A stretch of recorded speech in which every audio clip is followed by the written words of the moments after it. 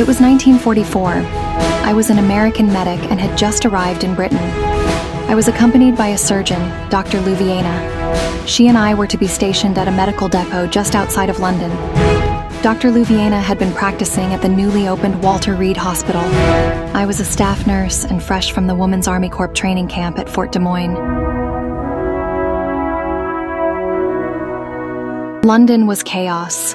The city had endured another bombardment of V-2 rockets the night before. Dr. Louviena and I were told communications were lost with the medical depot as of 0300. We were both assigned Willys Jeeps, and I was shocked when the general handed me a M1 carbine and told the doctor and I to make our way to the medical depot on our own.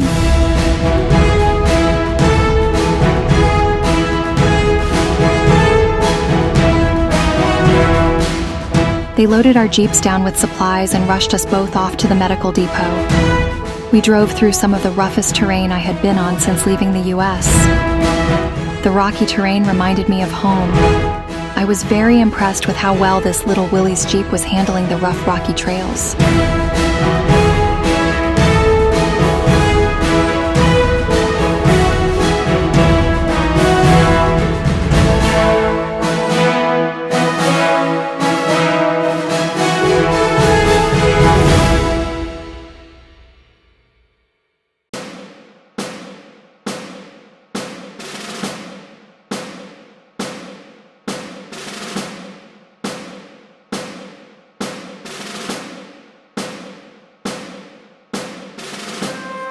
I couldn't tell if the overcast in the skies were clouds or smoke from the fires that still burned after last night's bombings.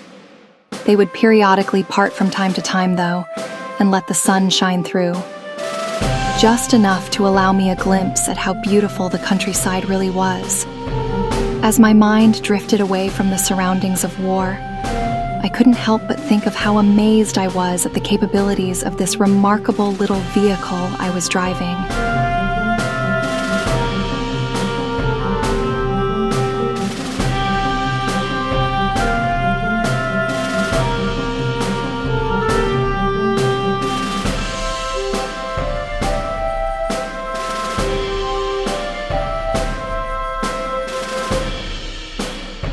I was jolted back to attention as we arrived at the medical depot to find it in ruins.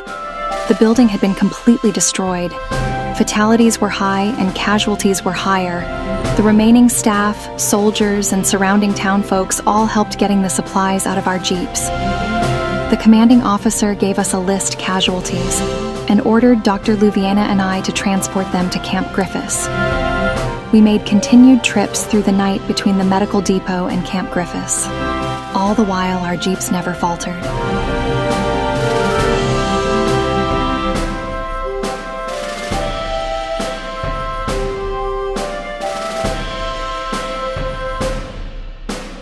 After my first day in Britain, I thanked God for two things: the morning sunrise and this little Willys Jeep.